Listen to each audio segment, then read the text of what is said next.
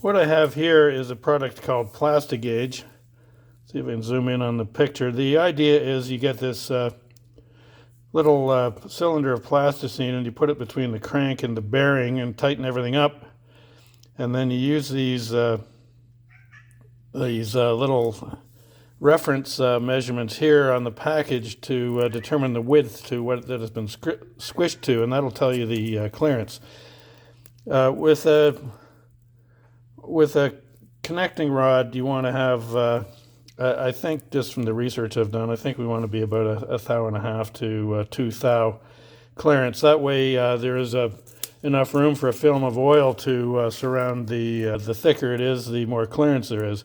The more it's squished, the less clearance. So I'm just going to open the package here to show this is what it looks like.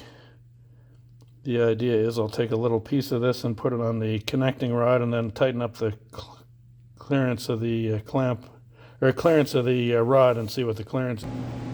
Now that I've lapped in the bearings, I'm going to put a little piece of this Plastigauge on top of the throw of the crank here. See if I can push it down enough to get it to stick.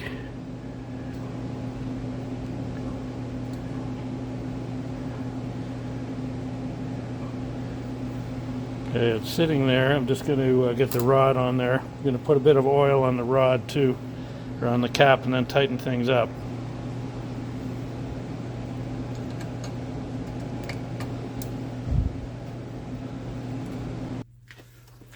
Just going to tighten up the nuts here on the end of the rod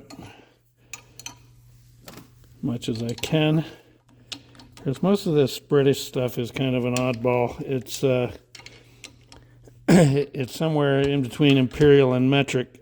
Here I have a 3/8 wrench which fits on this one, and a 10mm socket that fits on that one. So it's somehow the British wetware system, they go by the root diameter of the thread rather than like the Imperial one, where we just look at it's either a 3/8 fine thread or coarse thread. I don't quite understand the British system yet, but one of those things I'm slowly figuring out. Okay, there's the Plastigauge on the journal after I've taken the cap off. Now I'm just going to take the package here and compare the graph here. The biggest one here, which is actually the narrowest one, is 0.002, and it's a little bit wider than that, so it means it's a little less than 2/1000 of an inch clearance, which I think is going to be just fine. I just got to repeat this on the other rod, and then we're good to go.